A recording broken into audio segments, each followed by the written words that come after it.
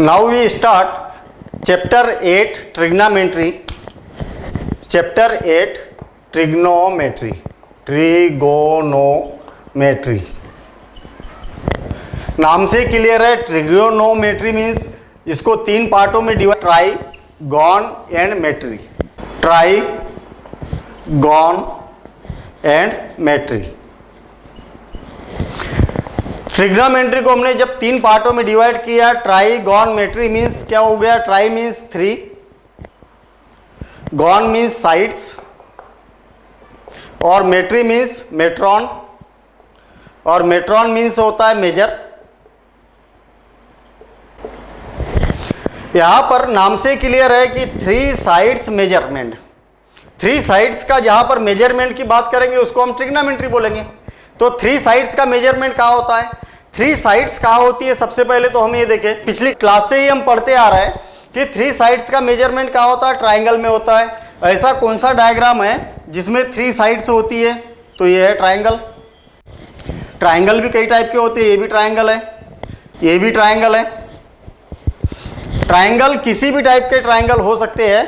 तो ट्रिग्नोमेट्री में किस ट्राइंगल की बात करेंगे, तो ट्रिग्नोमेट्री में बात करेंगे राइट एंगल ट्राइंगल की बात करेंगे. तो ये राइट एंगल ट्राइंगल दिखाई दे रहा हमें. राइट एंगल ट्राइंगल मीन्स एक एंगल उसका 90 डिग्री का हो और बाकी के 2 एंगल जो हो एक्यूट एंगल हो. एक्यूट एंगल मीन्स 90 डिग्री से कम वैल्यू के हो.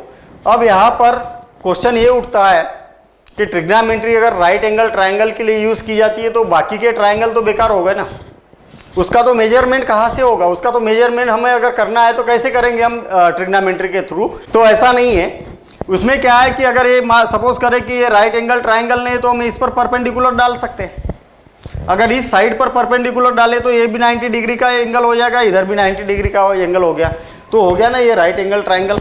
2 राइट एंगल ट्राइंगल हो गए. तो हम ट्रिग्नोमेट्री से हम यहाँ बोल सकते हैं कि किसी भी ट्राइंगल की स्टडी कर सकते हैं. तो सबसे पहले हम ये डिस्कशन करेंगे कि राइट एंगल ट्राइंगल क्या होता है, क्योंकि total trigonometry right angle triangle पर डिपेंड करती है. तो राइट एंगल ट्राइंगल को समझना बहुत जरूरी है. Right angle triangle. Right angle triangle means मैं एक ट्राइंगल बना देता हूँ, ये बना दिया, इसका हम नाम देंगे ABC. नाम किसी भी टाइप से दे सकते हैं, इसका कोई रूल नहीं है. आप क्लॉकवाइज या एंटी क्लॉकवाइज कहीं पर भी नाम दे सकते हो और कहीं से भी शुरुआत कर सकते हैं. ABC या ABC या ABC ऐसा हम क्लॉकवाइज या एंटी क्लॉकवाइज इसका नाम दे सकते हैं. सबसे पहले राइट एंगल ट्राइंगल के लिए इंडियन मैथमेटिशियन आर्यभट्ट जी ने इसके कॉन्सेप्ट दिए और इसके साथ साथ में वराहमिहिर, ब्रह्मगुप्त, ये भी इंडियन मैथमेटिशियन थे. इनका भी काफ़ी इसमें सहयोग है. सबसे पहले आर्यभट्ट जी ने ये राइट एंगल ट्राइंगल के लिए कॉन्सेप्ट दिए और उनने ये बोला कि राइट एंगल ट्राइंगल में कितने मेंबर हैं, हमें क्या क्या दिखाई दे रहा. तो यहाँ पर दिखाई दे रहा कि एक एंगल, ये 2 एंगल, 3 एंगल दिखाई दे रहा है और first side, second side and third side 3 side दिखाई दे रहे हैं. तो टोटल कितने मेंबर हुए, 6 मेंबर हुए. अगर हम राइट एंगल ट्राइंगल को अगर एक फैमिली मान ले, ये क्या हो गई, ये 6 मेंबर की एक फैमिली हो गई. तो यहाँ पर कितने मेंबर दिखाई दे रहे हैं, 6 मेंबर दिखाई दे रहे हैं. जैसे जिस टाइप से हमारे फैमिली में भी कुछ मेंबर होते हैं, कैसे मेंबर होते हैं, हमारे grandfather, grandmother, father, mother, brother, sister, ऐसे मेंबर्स होते हैं. तो हमारे फैमिली में क्या होता है, मेंबर्स के कुछ नाम होते हैं. ग्रैंडफादर का अलग नाम होगा, ग्रैंड मदर का अलग होगा, फादर का अलग नाम होगा, मदर का अलग नाम होगा, हमारे ब्रदर का अलग नाम होगा और हम सिस्टर का नाम अलग होगा. तो इसी टाइप से तो इस राइट एंगल ट्राइंगल में भी 6 मेंबर है. तो 6 मेंबर के कुछ नाम होना चाहिए. तो आर्यभट्ट जी ने सबसे पहले ये बोला कि हम इसमें राइट एंगल ट्राइंगल में नाम दे देते. तो क्या नाम दे, सबसे पहला नाम दिया इसको राइट एंगल. अब 2 एंगल बचे. तो 2 एंगल क्या है, किसी भी ट्राइंगल में तीनों एंगल का सम कितना होता है, angle A plus angle B plus angle C is equal to 180 degree होता है. अगर एक राइट एंगल हो गया मतलब B 90 डिग्री का हो गया तो क्या बचा हमारे पास में, angle A plus angle C is equal to 180 degree. तो angle A plus angle C is equal to 180 degree minus 90 degree means angle A plus angle C is equal to 90 degree. यहाँ पर ये पता चल रहा है कि ए एंगल और ए एंगल दोनों का अगर सम कर दिया जाए तो 90 डिग्री हो रहा। जब 90 डिग्री हो रहा तो ये भी एक्यूट एंगल हुआ और ये भी एक्यूट एंगल हुआ, क्योंकि ये भी इंडिविजुअली 90 डिग्री से कम है और ये भी 90 डिग्री से कम है। तो इनने सबसे पहले 90 डिग्री राइट एंगल, इस एंगल का नाम दिया, और फिर उनने बोला कि ये दोनों एक्यूट एंगल है तो दोनों में से एक को हेड बना देते। क्या बना देते? हेड बना देते। तो किसको हेड बनाए? किसी को भी बना दो, आप चाहो तो इसको हेड बना दो, आप चाहो तो इसको हेड बना दो। चलो अभी टेम्पररी मैं इसको हेड बना रहा हूँ, तो फिर हेड की कुछ वैल्यू भी होना चाहिए। तो उनने बोला कि चलो ठीक है, हम इस हेड की वैल्यू क्या दे देते? थीटा दे देते। तो फिर इस एंगल का नाम क्या रखें? अगर ये दोनों का सम 90 डिग्री है तो ये ऑटोमेटिक 90 माइनस थीटा हुआ ना। अगर इसको हेड बनाएंगे ये थीटा होगा तो ये वाला एंगल 90 माइनस थीटा होगा, क्योंकि दोनों का सम 90 डिग्री है। तो तीनों के नाम हो गए। क्या हुआ? इसको राइट एंगल ट्रायंगल बोल दिया, इसको हेड बना दिया, और ये 90 माइनस थीटा हो गया। इसी टाइप से 3 एंगल के नाम हो गए। अब आर्यभट्ट जी ने बोला कि इसके साइड्स के भी कुछ नाम होना चाहिए। तो साइड्स के क्या नाम रखे? तो सबसे पहले उनने ये बोला कि ये जो राइट एंगल ट्रायंगल है और ये कहाँ पर है? ये इस बेस पर टिका हुआ है। जैसे ये पेन है और पेन क्या है? इसका बेस क्या है? ये नीचे हथेली है, इस पर टिका हुआ है, तो इसको हम क्या बोलेंगे? बेस बोलेंगे। तो आर्यभट्ट जी ने इसको सबसे पहले बेस बोला। ये क्या है? बेस है। वैसे आर्यभट्ट जी ने इसका नाम आधार दिया था, हिंदी में नाम दिया था, और इसका ट्रांसलेशन एडमंड गुंटर ने किया था। और नाम से ही तो क्लियर लग रहा ना हमें, पूरा का पूरा ट्रायंगल इसी बेस पर तो है, तो इसका नाम क्या हो गया? बेस हो गया। इसको बोलेंगे परपेंडिकुलर।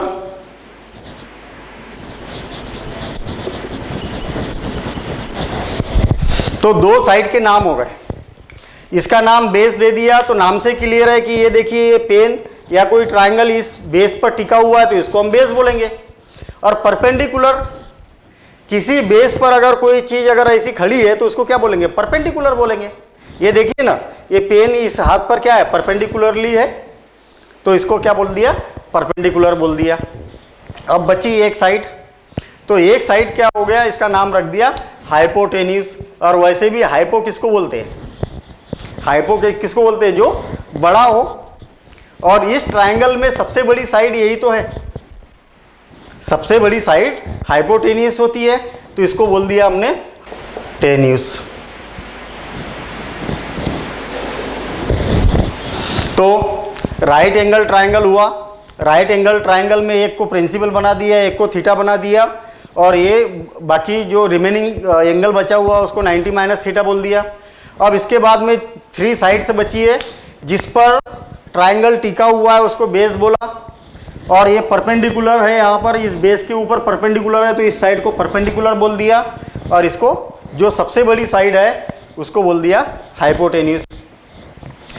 अब नाम तो रख दिए, आर्यभट्ट जी ने तीनों साइड के भी नाम रख दिए, तीनों एंगल के भी नाम रख दिए। अब नाम रख के करेंगे क्या?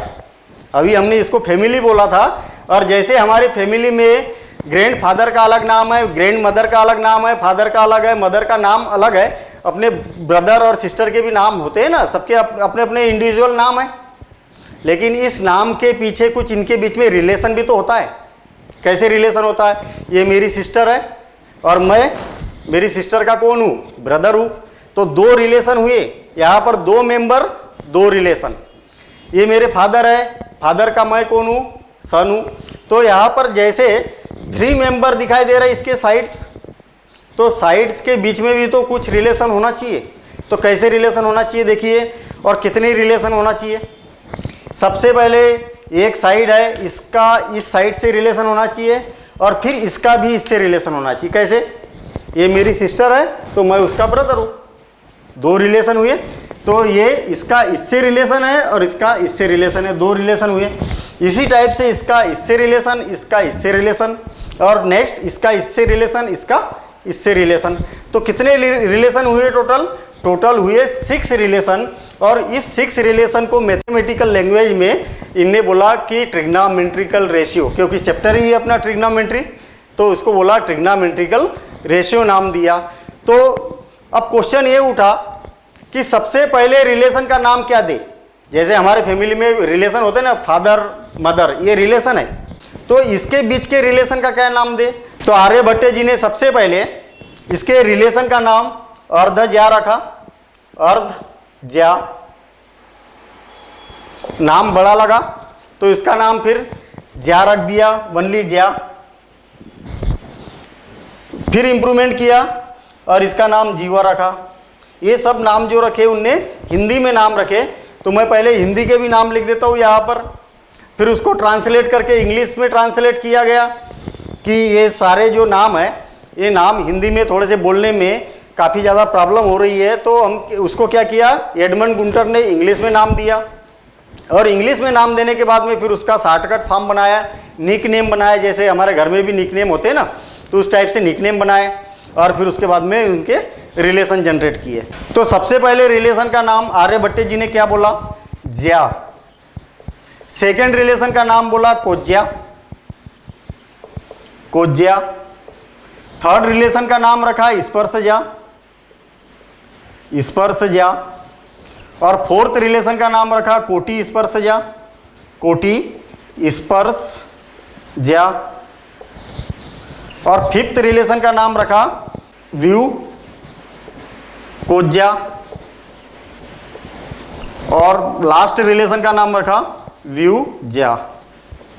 देखिए कितने रिलेशन हुए यहाँ पर। इसका रिलेशन इससे, फिर इसका रिलेशन इससे, इसका रिलेशन इससे, फिर इसका रिलेशन इससे, फिर इसका रिलेशन इससे, फिर इसका रिलेशन इससे। तो 6 रिलेशन हुए ना। और 6 रिलेशन के पहले आर्यभट्ट जी ने ये नाम दिए। फिर इसके बाद में एडमंड गुंटर ने इसको ट्रांसलेट किया और उनने बोला कि ये नाम थोड़े से बोलने में अटपटे से हिंदी में नाम है, तो हम इसको इंग्लिश में नाम दे दे। और इसका नाम रखा साइन, SINE, साइन। सेकेंड का नाम रखा कोसाइन, कोसाइन। थर्ड का नाम रखा टेंजेंट और फोर्थ का नाम रखा कोटेंजेंट, कोटेंजेंट। और फिफ्थ का नाम रखा सेकेंड और लास्ट का नाम रखा कोसेकेंड। अभी पहले हिंदी में नाम, फिर उसके बाद में इंग्लिश में नाम। लेकिन नाम के बीच में भी कुछ ना कुछ यहाँ पर कॉन्सेप्ट है। कैसे कॉन्सेप्ट है, देखिए इसका नाम क्या है, ज्या है, तो इसका नाम क्या है, व्यू ज्या है। क्या है, व्यू ज्या है, मतलब विक्रम मतलब रेसिप्रोकल। इसका उल्टा, ये उल्टे का मतलब ये हुआ। देखिए कैसे, इसका रिलेशन अगर इससे है तो उसको ज्या बोला उनने, और फिर इसका इससे मतलब रेसिप्रोकल हो गया, पलटा दिया उसको, और रेसिप्रोकल हो गया, उसका नाम क्या रख दिया, व्यू ज्या रख दिया। ऐसे कोज्या, तो इसका नाम क्या रखा, व्यू कोज्या, तो इसका रेसिप्रोकल ये हो गया। और स्पर्शज्या, तो इसका रख दिया कोटि स्पर्शज्या, मतलब रेसिप्रोकल। तो सेम यही कॉन्सेप्ट रहेगा कि साइन का रेसिप्रोकल कौन होगा, कोसेकेंट, कोसाइन का रेसिप्रोकल सेकेंड, और टेंजेंट का रेसिप्रोकल कोटेंजेंट। अब जब हम क्वेश्चन को सॉल्व करते हैं, जब प्रॉब्लम को सॉल्व करेंगे, तो इतने बड़े बड़े नाम कहाँ से याद रखेंगे हम, लिखने में प्रॉब्लम जा रही है। और जब हम क्वेश्चन को सॉल्व करेंगे तो ऐसे तो नाम कई बार लिखना होगा हमें। तो इसके फिर निक नेम रखे गए, जैसे हमारे फैमिली में भी निक नेम होते हैं। कैसे निक नेम होते हैं, सपोज करें कि हमारे फैमिली में किसी का नाम दीपांशु है, तो हम क्या बोलते थे, उसको दीपू बोल देते। दीपू, जैसे दिन भरे में अपने को दीपांशु 50 बार बोलना पड़ता। अब 50 बार अगर दीपांशु बोलना है तो कौन नाम ले 50 बार, दीपू दीपू दीपू बोल सकते हैं हम बड़े आसानी से। तो इसी टाइप से इसके भी शॉर्टकट नाम रखे या निक नेम रखे। और साइन का नाम रख दिया इनने साइन, कोसाइन का नाम रख दिया कास, टेंजेंट का नाम रख दिया टेन, कोटेंजेंट का नाम रख दिया कॉट, और सेकेंड का नाम रख दिया सेक, और कोसेकेंट का नाम रख दिया कोसेक। ये फाइनल नाम हो गए। लेकिन अब रिलेशन क्या है, sign, cos, tan, cot, sec, cosec, ये तो फाइनली नाम हो गए। लेकिन यहाँ पर बड़ी एक इंटरेस्टिंग बात है। मैंने आपको शुरू में क्या बताया था कि इस राइट एंगल ट्रायंगल में किसी एक को हेड बनाना चाहिए, और किसको हेड बना दिया, थीटा, ए को थीटा बना दिया, एंगल को, इस एंगल ए को हेड बना दिया।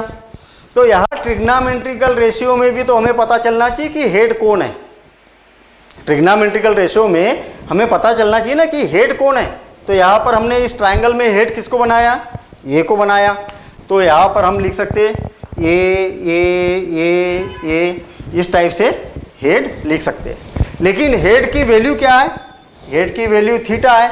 तो हम चाहे तो इसको थीटा थीटा भी लिख सकते हैं, थीटा थीटा थीटा, हमारी मर्जी है। आप चाहो तो ये लिखो, चाहो तो थीटा लिखो। तो हम यहाँ पर हम इसको थीटा भी लिख सकते हैं। अब इसके बीच में रिलेशन क्या है, रिलेशन समझते हैं हम। तो पहले रिलेशन का नाम दिया परपेंडिकुलर बाय हाइपोटेनिस। देखिए मैं अभी शॉर्ट में लिखूंगा, परपेंडिकुलर को P लिख रहा हूँ, हाइपोटेनिस को H लिख रहा हूँ और बेस को B लिख रहा हूँ। तो पहले रिलेशन का नाम दिया परपेंडिकुलर बाय हाइपोटेनिस। और इसका रेसिप्रोकल कौन होता है, ये होता है। तो साइन का रेसिप्रोकल कौन होगा, कोसेक होगा। तो इसको क्या बोल देंगे, रेसिप्रोकल मीन्स इसको पलटा दिया, H ऊपर चला गया और P नीचे आ गया। तो ये हो जाएगा cosec theta is equal to hypotenuse by perpendicular. Next relation base by hypotenuse, और इसका नाम दे दिया बेस डिवाइडेड बाय हाइपोटेन्यूज। तो कास का रेसिप्रोकल कौन होता है, सेक होता है। तो इसका क्या होगा, इसका रेसिप्रोकल करेंगे तो हम हाइपोटेन्यूज बाय बेस। और थर्ड रिलेशन का नाम दिया परपेंडिकुलर बाय बेस, और परपेंडिकुलर बाय बेस 10 को बोला परपेंडिकुलर बाय बेस। तो ये क्या हो जाएगा, ये इसका रेसिप्रोकल 10 का रेसिप्रोकल कॉट हो जाएगा। तो ये हो जाएगा बेस बाय परपेंडिकुलर। अभी क्या हो गया, बहुत बड़ी स्टोरी हो गई।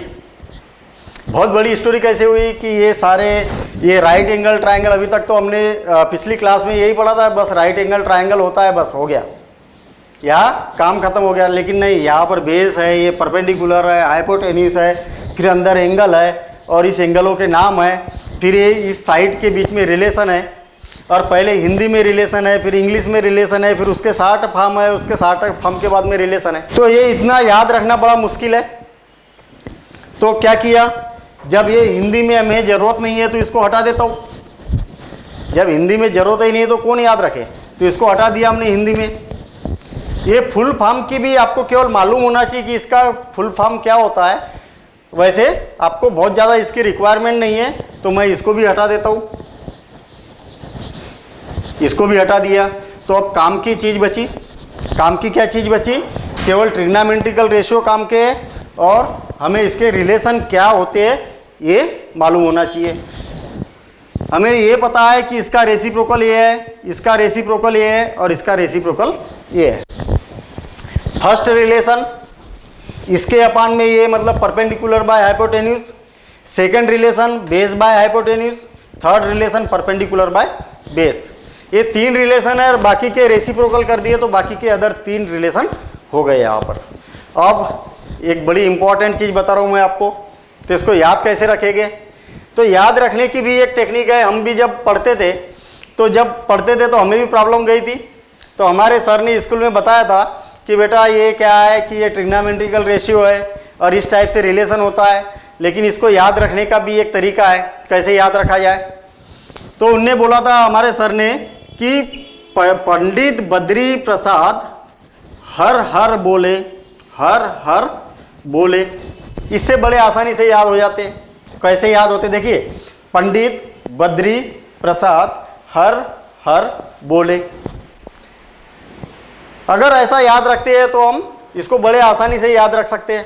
कैसे याद रख सकते हैं, देखिए मैं उधर देख ही नहीं रहा हूँ, लेकिन हमें इसका आर्डर मालूम होना चाहिए। कैसे आर्डर मालूम होना चाहिए, सबसे पहले साइन आता है, फिर कास आता है, फिर टेन आता है, कॉट सेक कोसेक। फिर से sine cos tan cot sec cosec, same इसी आर्डर में आपको इसके नाम मालूम होना चाहिए। और एक बार sine cos tan cot sec cosec. तो सबसे पहले साइन थीटा, साइन थीटा क्या होता है, परपेंडिकुलर बाय हाइपोटेन्यूज आ गया। पहला sine theta perpendicular by hypotenuse, cos theta base by hypotenuse और tan theta perpendicular by base. फिर उसके बाद में कॉट, तो base by perpendicular, sec hypotenuse by base और कोसेक हाइपोटेन्यूज बाय परपेंडिकुलर। तो इस टाइप से इसको बड़े आसानी से याद किया जा सकता है। तो देखिए ना, ये क्या हो गया साइन, ये हो गया कास, ये हो गया टेन, और ऐसे ही कॉट और सेक और कोसेक, और मैंने भी ऐसे ही याद किया था इसको। तो इसका मतलब तो ये हुआ कि जब हम कोई क्वेश्चन को सॉल्व करते हैं तो ये सारी चीज़ों की ये डायग्राम हमें एग्जाम में बनाना पड़ेगा, तब तो हम फार्मूले बना पाएंगे। और हम लोगों ने सुना है कि जब 10th क्लास का बोर्ड पेपर आता है तो जब बच्चा क्वेश्चन को सॉल्व करे तो उसके पास में टाइम की शॉर्टेज आ जाती है। और टाइम की शॉर्टेज क्यों आ जाती है? ये सारी चीज़ों के कारण कि हम छोटा छोटा सा टाइम कहीं ना कहीं कंज्यूम करते रहते हैं, और जिसके कारण पूरा क्वेश्चन पेपर सॉल्व नहीं होता। कई बच्चे तो मेरे पास में फ़ोन आता है, बोलते हैं कि सर क्वेश्चन पेपर तो बड़ा आसान था, मेरे से सारे क्वेश्चन भी बन रहे थे, 100% बन रहे थे क्वेश्चन, लेकिन टाइम की शॉर्टेज आ गई थी। तो उसका सॉल्यूशन ये है कि आप छोटा छोटा सा टाइम, कुछ सेकंड में, मिनट में आप टाइम को बचा के वो टाइम दूसरे जगह यूटिलाइज कर सकते हो। तो इसीलिए हम जब क्वेश्चन को सॉल्व करते हैं तो मैं आपको वैदिक मैथ्स की भी ट्रिक बताऊंगा, और वैदिक मैथ्स की ट्रिक आपको यूज़ करना बहुत ज़रूरी है। क्यों, क्या होता है कि जब हम कैलकुलेशन करते हैं, मैथमेटिक्स में कैलकुलेशन करते हैं, तो आज भी वही मेथड ही यूज़ करते हैं जो 5th क्लास में, 6th क्लास में पढ़ी है।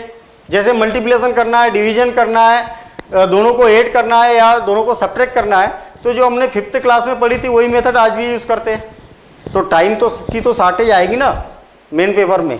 क्यों? क्योंकि वो मेथड 8th क्लास की थी, 5th क्लास की थी। आज आप 10th क्लास में पढ़ रहे हो तो आपको 10th क्लास के स्टैंडर्ड के हिसाब से कैलकुलेशन करना है। और कैसे कैलकुलेशन करेंगे हम? तो उसके लिए बड़ा सिंपल आंसर है, आप वैदिक मैथ्स का यूज़ कर सकते हो। ये एकदम बिल्कुल ईजी है वैदिक मैथ्स। आप यदि वैदिक मैथ्स का यूज़ करते हो तो कितना भी नंबर हो, सेकेंडों में उसका आंसर आ सकता है। 3, 5, 4 इंटू 8, 9, 6, कुछ ही सेकंड में इसका आंसर आ जाएगा विदाउट रफ वर्क। 3, 8, 9, 4, 2 इंटू 9, 9, 9, 9, इसका कैलकुलेशन करना है तो आप विदिन 10 सेकेंड इसका आंसर निकाल सकते हो। मैं भी निकाल सकता हूँ, आप भी निकाल लोगे। 365 का स्क्वायर निकालना है। आपको भी स्कूल में बोला होगा कि 25 तक स्क्वायर याद कर लो सबके, लेकिन हम वैदिक मैथ्स की केवल एक ट्रिक बताऊंगा, 99 तक का स्क्वायर आपको याद हो जाएगा direct without rough work. Second trick बताऊंगा, आप 1000 तक का स्क्वायर ऐसे विदाउट रफ वर्क निकाल सकते हो। हम बीच बीच में ट्रिक यूज़ करेंगे। तो ये सारा कैलकुलेशन आपको क्या है, ट्रिक से करना है। और अगर आप ट्रिक से उसको सॉल्व करते हो और आप पूरी ट्रिक सीख जाते हो, और ट्रिक के अकॉर्डिंग मैं भी जब कैलकुलेशन करूंगा तो ट्रिक के अकॉर्डिंग ही करूंगा, तो उसकी आपको प्रैक्टिस भी हो जाएगी। आप यदि इस ट्रिक से, वैदिक मैथ्स की हेल्प से अगर मैथ्स को सॉल्व करते हो तो आपको बहुत ज़्यादा एफर्ट्स नहीं करना है, बड़े आसानी से इसकी ट्रिक सीखी जा सकती है। मैं सिखाऊंगा आपको बीच बीच में। और जब आप अगर मैथ्स में इसकी ट्रिक यूज़ करते हो, आप अगर इसकी ट्रिक यूज़ करते हो तो आप ये मान के चले कि हाफ आवर से इसका बचा लोगे। मतलब 2.5 घंटे में आप अपना पेपर सॉल्व करके आधे घंटे में आप उसकी चेकिंग कर लोगे। ये सारी जो बातें हैं मैंने कैसे याद किए थे, क्योंकि मुझे ये समझ में आ गया था कि एक जब क्वेश्चन करते हैं तो ये इतना बड़ा फॉर्मेट बनाना टाइम कंज्यूमिंग है, और टाइम को बचाने के लिए फिर मैंने एक टेक्निक यूज़ की। टेक्निक क्या यूज़ की? देखिए, ये राइट एंगल ट्राइंगल है, तो मैंने एक राइट एंगल ट्राइंगल बना दिया है इस टाइप का। ये क्या है, बेस है, ये परपेंडिकुलर है और एक हाइपोटेनिस है। मान लो कि यहाँ पर हाइपोटेनिस है। फिर से ये बेस है, ये परपेंडिकुलर है और ये हाइपोटेनिस है यहाँ पर। मुझे आर्डर याद है, आपको भी आर्डर याद करना है। Sign, cos, tan, cot, sec, cosec, ये आर्डर याद रखना है। देखते हैं अभी कैसे फार्मूले को बनाया जा सकता है। देखिए, सबसे पहले ये परपेंडिकुलर है, ये बेस है और ये हाइपोटेनिस है। साइन थीटा इसके अपान में ये, मतलब परपेंडिकुलर अपान ये। कास थीटा इसके अपान में ये, मतलब बेस डिवाइडेड बाय हाइपोटेनिस। और टेन थीटा इसके अपान में ये, परपेंडिकुलर बाय बेस। हो गए ना याद? इसको उसका रेसिप्रोकल कर दो तो बाकी के 3 आ गए फार्मूले। कितना आसान है, ये सब याद रखने की ज़रूरत नहीं है हमें, ये टाइम कंज्यूमिंग है। तो हम क्या करेंगे, देखिए फिर से और एक बार ट्रिक बता रहा हूँ मैं आपको। साइन थीटा इसके अपान में ये, कास थीटा इसके अपान में ये, और टेन थीटा इसके अपान में ये। हो गए फार्मूले याद। और इसको अगर इसका रेसिप्रोकल कर देंगे तो ये बाकी के फार्मूले हो गए। इसके अलावा और दो फार्मूले हैं, और दो फार्मूले क्या बनते हैं, इसको मैं हटा रहा हूँ। Tan theta is equal to sine theta divided by cos theta. Tan theta is equal to sine theta divided by cos theta and cot theta is equal to cos theta divided by sine theta. हम आगे इसका proof भी करेंगे। तो ये दो फार्मूले कैसे याद रखे जा सकते, देखिए सबसे पहले कौन है, साइन है, फिर कौन है, कास है। Sine theta divided by cos theta is equal to tan theta, हो गया ना याद। देखिए फिर से एक तरह से चल रहा हूँ मैं ऊपर से, sine theta divided by cos theta is equal to tan theta, हो गया फार्मूला याद ये वाला। इसको रेसिप्रोकल कर दिया तो क्या हो गया, cot theta is equal to cos theta by sine theta. इसके अलावा 9th क्लास में एक थ्योरम पढ़े हैं हमने, पाइथागोरस थ्योरम। ये बड़ी यूजफुल थ्योरम है और ट्रिग्नोमेट्री के लिए इस थ्योरम के बिना हम क्वेश्चन को सॉल्व नहीं कर पाएंगे। तो कई सारे क्वेश्चन है जिसमें पाइथागोरस थ्योरम यूज होता है। तो पाइथागोरस थ्योरम क्या होती है, मैं फिर से और एक बार लिख देता हूँ यहाँ पर। तो पाइथागोरस थ्योरम, पाइथागोरस थ्योरम, और पाइथागोरस थ्योरम होती है hypotenuse square is equal to base square plus perpendicular square.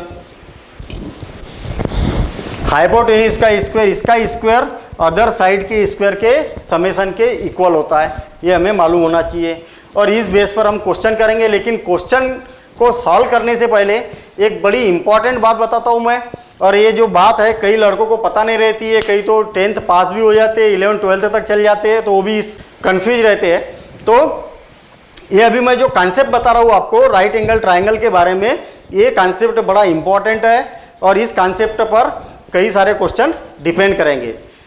मैंने क्या बताया कि अभी ये थीटा है, इसको हमने हेड बनाया था, ये भी तो हो सकता है कि ये हेड हो। जैसे ये राइट एंगल ट्राइंगल है, ये 90 डिग्री है और ये थीटा है, तो बेस क्या हो जाएगा, ये बेस हो जाएगा और ये परपेंडिकुलर हो जाएगा और ये हाइपोटेन्यूस हो जाएगा। देखिए फिर से, हमेशा 90 डिग्री और थीटा के बीच की साइड को बेस बोला जाता है। अगर हम हेड इसको बना दें, थीटा इसको बना दें, तो पूरी स्टोरी चेंज हो गई। कैसे, 90 डिग्री और थीटा के बीच की साइड को क्या बोलेंगे हम, बेस बोलेंगे, और ये परपेंडिकुलर हो जाएगा और ये क्या बन जाएगा, हाइपोटेन्यूस ही रहेगा। अगर डायग्राम ऐसा बन जाए तो, और ये 90 डिग्री और ये थीटा, तो बेस कौन होगा, 90 डिग्री और थीटा के बीच में बेस रहेगा, ये परपेंडिकुलर रहेगा, मतलब थीटा के सामने की साइड को परपेंडिकुलर बोलेंगे और ये हाइपोटेन्यूस हो गया। अब डायग्राम चाहे जैसा भी हो, उससे कोई फर्क नहीं पड़ेगा। ये मैं बना देता हूँ राइट एंगल ट्राइंगल, ये 90 डिग्री, ये थीटा, और तो ये बेस हो जाएगा, ये परपेंडिकुलर हो जाएगा और ये हाइपोटेन्यूस हो जाएगा। तो आपको ओवरऑल ये याद रखना है कि थीटा और 90 डिग्री के बीच की साइड को बेस बोलेंगे और थीटा की अपोजिट साइड को परपेंडिकुलर बोलेंगे, और बाकी रिमेनिंग जो सबसे बड़ी साइड है, लॉन्गेस्ट साइड है, उसको बोलेंगे हम हाइपोटेन्यूस। ये आपको पूरे फार्मूले याद होना चाहिए। और इसी कॉन्सेप्ट पर हम इसके 8.1 के क्वेश्चन को सॉल्व करते हैं और क्वेश्चन के थ्रू और एक फार्मूले और आपको क्लियर हो जाएंगे। Exercise 8.1 question number 1, in triangle ABC right angle at B, AB is equal to 24 centimetre and BC is equal to 7 centimetre, determine first part and second part. First part है sine A cos A and second part sine C cos C। सबसे पहले हमें क्या given है, in triangle ABC right angle at B। Right angle at B means B पर हमें right angle बनाना है। तो पहला काम तो ये है कि जो जैसा जैसा बोला है क्वेश्चन में हम डायग्राम बना देते। Right angle at B, right angle यहाँ पर हमें इस ट्राइंगल में ये दिखाई दे रहा, तो हम इसको राइट एंगल बोल देते। AB is equal to 24 centimetre and BC is equal to 7 centimetre. तो ये कौन सा है, या तो ये हो सकता है या ये हो सकता है, हम किसी को भी ये ले सकते हैं हम। अच्छा, 24 और 7 की बात की है, तो 7 छोटा है, 24 बड़ा है, तो इस साइड को हम बड़ा बना देते। तो ये भी BC is equal to 7 centimetre BC और इसका नाम ये हो जाएगा 7 सेंटीमीटर और 24 सेंटीमीटर, ये भी is equal to 24 centimetre. Determine sine A cos A. Sine A cos A means क्या हो गया, ए को एक्यूट एंगल बनाना रहेगा हमें। कैसे पता चला कि ए को एक्यूट एंगल बनाना है? ट्रिग्नामेट्रिकल रेशियो के साथ में जो भी एंगल रहेगा वो एक्यूट एंगल रहेगा। यहाँ ट्रिग्नामेट्रिकल रेशियो के साथ में ये है, इसलिए हम ए को एक्यूट एंगल बनाएंगे और एक्यूट एंगल बनाएंगे तो ये थीटा हो जाएगा। अब 90 डिग्री और थीटा के बीच की साइड का नाम क्या रहेगा? बेस रहेगा। ये बेस और ये परपेंडिकुलर और ये हाइपोटेन्यूस। हमें वैल्यू किसकी निकालना है? साइन और कास की। और साइन और कास के फार्मूले में क्या आता है? साइन और कास के फार्मूले में आता है परपेंडिकुलर बाय हाइपोटेन्यूस और बेस बाय हाइपोटेन्यूस। इसका मतलब क्या हुआ कि हमें हाइपोटेन्यूस की रिक्वायरमेंट है। जब तक तीनों साइड की वैल्यू नहीं मालूम रहेंगी हम साइन और कास नहीं निकाल पाएंगे। इसलिए पहला काम यह है कि तीनों साइड में से अगर कोई साइड रिक्वायर्ड है उसकी वैल्यू निकालना है तो पाइथागोरस थ्योरम यूज़ करेंगे हम। In right angle triangle solution, in triangle ABC by Pythagoras theorem. Pythagoras theorem. Pythagoras theorem क्या होती है? Hypotenuse square is equal to base square plus perpendicular square. Hypotenuse square means AC square. AC square is equal to base square means 7 square plus perpendicular is 724 square is equal to 49 plus 24 576। अब दोनों को add करेंगे हम तो 9 ये 5 हो गया और 5 12 का 2 और ये 625 AC का स्क्वायर इज इक्वल टू, तो AC इज इक्वल टू √625, तो AC इज इक्वल टू हमारे पास में मिल गया 25 plus minus 25। AC is equal to under root में है इसलिए प्लस माइनस 25 और प्लस माइनस में से हम प्लस ही लेंगे। क्यों लेंगे प्लस? क्योंकि ये क्या है, AC जो है वो डिस्टेंस है और डिस्टेंस कभी भी नेगेटिव नहीं होगा, इसलिए हम इसको लिखेंगे 25 सेंटीमीटर। हमने फाइंड आउट कर दिया हाइपोटेन्यूस की वैल्यू 25 सेंटीमीटर है। अब साइन थीटा और कास थीटा की वैल्यू निकालना है। फर्स्ट पार्ट सॉल्व करते हैं हम। First part sine A is equal to, A means ये जब एक्यूट एंगल रहेगा तो ये बेस रहेगा, ये परपेंडिकुलर रहेगा, ये हाइपोटेन्यूस रहेगा। तो sine A is equal to होता है परपेंडिकुलर डिवाइडेड बाय हाइपोटेन्यूस। और परपेंडिकुलर की वैल्यू कितनी है? परपेंडिकुलर 7 है तो 7 डिवाइडेड बाय 25 सेंटीमीटर। तो sine A is equal to 7 by 25, ये आंसर आ गया। अगेन सेकेंड पार्ट इसका, इसी में कास ए की वैल्यू निकालना है। कास ए इज इक्वल टू होता है बेस डिवाइडेड बाय हाइपोटेन्यूस। और बेस क्या है इसमें? ये बेस रहेगा 90 डिग्री और थीटा के बीच की साइड को हमेशा बेस बोलते हैं, ये याद रखना है हमें। तो बेस क्या है? AB डिवाइडेड बाय AC और AB की वैल्यू 24 डिवाइडेड बाय और कास ए की वैल्यू निकल गई। जो वैल्यू निकलते जा रहे हैं उसको हाईलाइट करते जाएंगे। Again second part. अब सेकंड पार्ट देखिए बड़ा मज़ेदार है।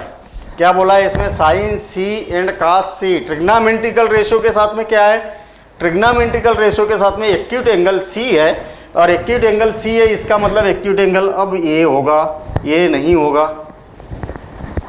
और जब एक्यूट एंगल ये होगा तो पूरी स्टोरी चेंज हो जाएगी। कैसे स्टोरी चेंज हो जाएगी? 90 डिग्री और थीटा के बीच की साइड को क्या बोलेंगे हम? बेस। बहुत बढ़िया, बेस। और ये बनेगा परपेंडिकुलर, मतलब थीटा के सामने की साइड को परपेंडिकुलर बोलेंगे। और हाइपोटेन्यूस तो फिक्स है, हाइपोटेन्यूस तो वही रहेगी।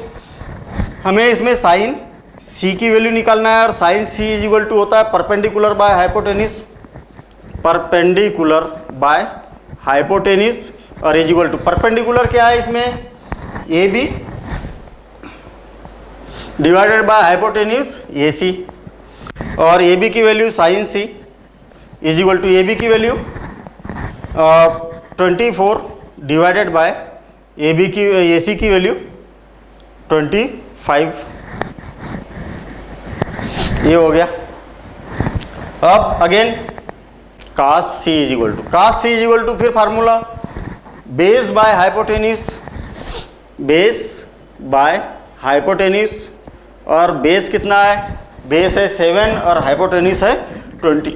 BC को बेस बोल रहे हैं हम यहाँ पर, हाइपोटेन्यूस को AC बोल रहे हैं, और BC की value 7 divided by 25 centimetre cos C is equal to, ये आंसर हो गया।